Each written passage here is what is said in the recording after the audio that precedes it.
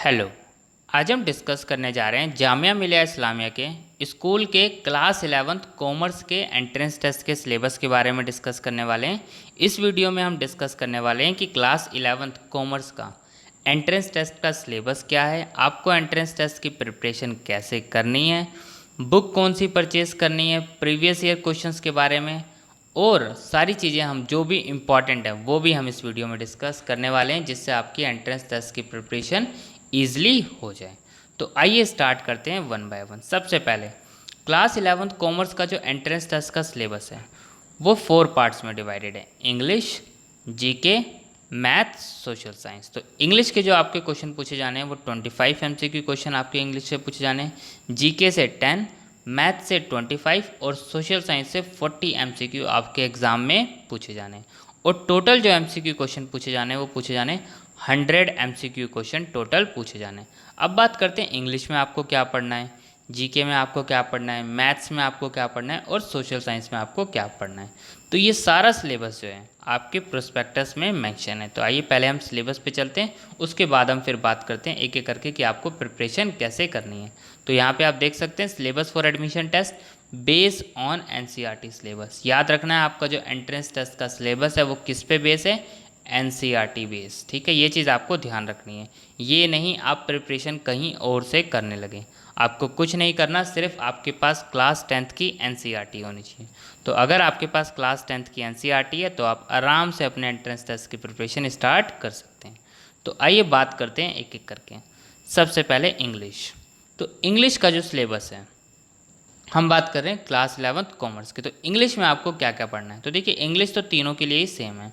This syllabus is for all the 3 streams, चाहे आप science का दे रहे हो, चाहे आप आर्ट्स का, चाहे आप कॉमर्स का। ठीक है, तो देखिए इंग्लिश में आपको क्या पढ़ना है, काइंड्स ऑफ सेंटेंसेस पढ़ने हैं आपको, इसमें टेंसेस पढ़ने हैं, नरेशन और question based on unseen passage. तो इंग्लिश का ये आपका सारा सिलेबस है। पहले हम बात कर लेते हैं आप प्रिपरेशन कैसे स्टार्ट करें, कहाँ से करें, ये सब उसके बाद मैं आपको सारा सिलेबस दिखा दूंगा। फिर आप इसका स्क्रीनशॉट भी ले सकते हैं और आप इसका पीडीएफ टेलीग्राम पे मैं अपलोड कर दूंगा अगेन, तो आप वहाँ से डाउनलोड करके वहाँ से भी स्क्रीनशॉट ले सकते हैं, पीडीएफ डाउनलोड कर सकते हैं। तो आइए बात करते हैं। सबसे पहले आपको क्या करना है, अपनी एनसीईआरटी बुक क्लास 10th की, ठीक है, आपको एनसीईआरटी बुक से सारे टॉपिक्स कवर करने हैं। ये सारे टॉपिक्स, चाहे मैं बात करूँ इंग्लिश की, या मैं बात करूँ सोशल साइंस की, या मैं बात करूँ मैथ्स की, तो आपको सारे टॉपिक्स आपकी एनसीईआरटी बुक में मिलने वाले हैं। ठीक है, फर्स्ट सबसे पहले ये कवर करना है आपको एनसीईआरटी। सेकंड आपको क्या करना है, कोई एक गाइड परचेज़ कर लेनी है। या तो आप शफीक गाइड परचेज़ कर लीजिएगा या आप कॉन्सेप्टम परचेज़ कर लीजिएगा। दोनों बुकों में कोई प्रॉब्लम नहीं है, आप कोई से भी एक बुक परचेज़ कर सकते हैं, पर हाँ आपको एक बुक ज़रूर परचेज़ करनी चाहिए। अब उसके देखो फ़ायदा क्या है, आपको हम एक एक करके डिस्कस करने वाले हैं। सबसे पहली चीज़, आपको उसमें जो है एमसीक्यू क्वेश्चन प्रैक्टिस करने को मिल जाएंगे, प्रीवियस ईयर क्वेश्चन आपको प्रैक्टिस करने को मिल जाएंगे। अब बात आती है, जैसे अगर हम देखें तो क्लास 11th का जो कॉमर्स का जो एंट्रेंस टेस्ट का सिलेबस है, ठीक है, और आपके पास जो बुक होगी क्लास 10th की, उसमें एमसीक्यू क्वेश्चन प्रैक्टिस करने के लिए कहीं ना कहीं आपके पास कम होंगे।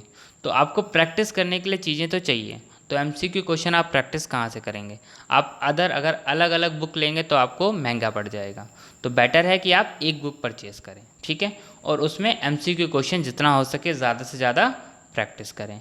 दूसरा आपको क्या फ़ायदा होगा शफीक गाइड या कॉन्सेप्टम बुक, इनमें से एक परचेज़ करने का, आपको प्रीवियस ईयर क्वेश्चन आपको उसमें मिल जाएंगे। ठीक है, तो इसलिए आपको एक बुक परचेज़ कर लेनी, कोई सी आपको दोनों बुक परचेज़ करने की ज़रूरत नहीं है। थर्ड बात करते हैं एमसीक्यू क्वेश्चंस के बारे में ही बात करेंगे हम थर्ड में। जितना ज़्यादा हो सके आपको एमसीक्यू क्वेश्चन कवर करने हैं। अब आप एमसीक्यू क्वेश्चन कहाँ से कवर कर सकते हैं, आपके पास सैम्पल पेपर हो वहाँ से कवर कीजिए, आपकी बुक में एमसीक्यू हो वो भी कवर कीजिए। मतलब एमसीक्यू क्वेश्चन आपको जहाँ दिखें आपको सारे एमसीक्यू क्वेश्चन कवर करने हैं। फोर्थ नंबर पे बात करते हैं प्रीवियस ईयर क्वेश्चन, सबसे ज़रूरी। आप एंट्रेंस टेस्ट की प्रिपरेशन कर रहे हैं, बिना प्रीवियस ईयर क्वेश्चन पेपर देखें आप एंट्रेंस टेस्ट की प्रिपरेशन स्टार्ट मत कीजिएगा, ताकि आपको पता चल सके कि जो एंट्रेंस टेस्ट में क्वेश्चन है वो कैसे आते हैं, किस लेवल के आते हैं। तो उसके लिए आपको सबसे पहले प्रीवियस ईयर क्वेश्चन के पेपर देखने और उसको कवर करने। अब कितने कवर करने हैं आपको, 4 से 5 साल के, कम से कम आप 4 से 5 साल के प्रीवियस ईयर क्वेश्चन करके जाइएगा, ताकि आपका एंट्रेंस टेस्ट ईजिली निकल जाए, क्योंकि आप अगर टॉपिक्स पढ़ के चले गए और आपने एंट्रेंस टेस्ट के प्रिपरेशन के लिए पहले क्वेश्चन ही नहीं देखे कि कैसे क्वेश्चन एग्जाम में आते हैं, तो कहीं ना कहीं आपको एंट्रेंस टेस्ट देते वक्त प्रॉब्लम्स आ सकती है। ठीक है, नेक्स्ट पॉइंट नंबर 5 जो कि ज़रूरी है, नोट्स। आप जिस भी एंट्रेंस टेस्ट की प्रिपरेशन कर रहे हो, अगर आप बिना नोट्स की प्रिपरेशन करेंगे तो कहीं ना कहीं एंट्रेंस टेस्ट में आपको प्रॉब्लम्स आएगी। अब कैसे प्रॉब्लम आएगी, मान लीजिए आपका एंट्रेंस टेस्ट हैगा कि जो है एंट्रेंस टेस्ट में आपके 10 दिन बाकी हैं। अब आप 10 दिन पहले पूरी बुक्स नहीं पढ़ सकते, लेकिन आपने उस पूरी बुक के जो शॉर्ट में नोट्स बनाए होंगे जिससे आप ईजिली कवर कर पाएंगे, ये फ़ायदा आपको देगा, क्योंकि अब आपके पास 10 दिन बचे हैं। अब उस 10 दिन में आप पूरी बुक तो वापस से नहीं पढ़ सकते, अब पूरी बुक को आपको कवर करने में टाइम लगेगा। तो आपने जो शॉर्ट में नोट्स बनाए होंगे आप उसको फटाफट रिवाइज़ कर लेंगे। अगर आपने खुद नोट्स बनाए तो हो सकता है आप उसे 2 दिन में रिवाइज़ कर लें, 3 दिन में रिवाइज़ कर लें। लेकिन वही मान लीजिए आपने 4 बुक से पढ़ा है, 5 बुक से पढ़ा है, तो 5 बुक आप 2 दिन में कवर नहीं कर सकते। तो अगर आपने उस 5 बुक को नोट्स में बना लिया होगा तो कहीं ना कहीं वो आप ईजिली कवर कर जाएंगे। ठीक है, और लास्ट सबसे इम्पॉर्टेंट, रिवीजन। रिवीजन कहो आप या फिर मल्टीपल रिवीजन कहो, आपको कम से कम आपने जो भी चीज़ें पढ़ी हैं सारा, आपकी सारा सिलेबस कम से कम आपको 3 से 5 बार रिवाइज ज़रूर करना है, क्योंकि जितनी ज़्यादा आप रिवीजन देंगे उतना आपके लिए बेस्ट होगा और उसी हिसाब से आप एंट्रेंस टेस्ट भी निकाल पाएंगे।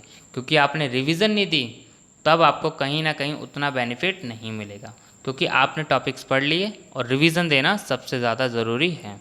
तो देखिए अब मैं आपको डिटेल सिलेबस दिखाने वाला हूँ। तो देखिए ये रहा आपका इंग्लिश का सिलेबस, तो आप इसका स्क्रीनशॉट लेना चाहें आप इसका स्क्रीनशॉट भी ले सकते हैं। ठीक है, बाकी इसका PDF टेलीग्राम पे अपलोड है, वहाँ से आप देख सकते हैं, बाकी मैं अगेन भी अपलोड कर दूँगा। ठीक है, तो इंग्लिश का सिलेबस आपने देख लिया, अब हम देखते हैं सोशल साइंस का सिलेबस। ठीक है, पहले हम मैथ्स का सिलेबस भी देख लेते हैं। मैथ्स में आपको क्या क्या पढ़ना है, ठीक है, ये स्क्रीनशॉट लेते चलिएगा साथ साथ। Quadratic equation, AP coordinate geometry, triangles, circles, construction, trigonometry. ठीक है, तो ये साथ साथ आप स्क्रीनशॉट ले लीजिएगा। Statistics and probability. नेक्स्ट ये देखिए सोशल साइंस का syllabus for arts and commerce. ठीक है, NCERT बुक से ही आपको कवर करना है, याद रखना है आपको अदर बुक्स बाद में फॉलो करनी है, सबसे पहले NCERT ही करनी है।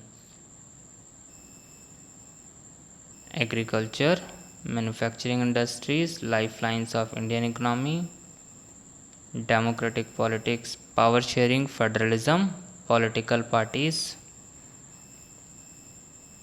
Outcomes of democracy, understanding economic development sectors of Indian economy, money and credit, globalisation and the Indian economy. ठीक है, ये था हमारा क्लास 11th कॉमर्स का एंट्रेंस टेस्ट का सिलेबस। आपको प्रिपरेशन कैसे करनी है मैंने आपको बता दिया। आप ये पूरा सिलेबस जो है जामिया मिलिया इस्लामिया की साइट से प्रोस्पेक्टस डाउनलोड कर सकते हैं। साइट का लिंक मैं आपको डिस्क्रिप्शन में दे दूंगा, तो आप वहाँ से भी देख सकते हैं। ठीक है, अब और कुछ अपडेट्स होगा आपको वीडियो बना के इन्फॉर्म कर दिया जाएगा। ठीक है, थैंक यू।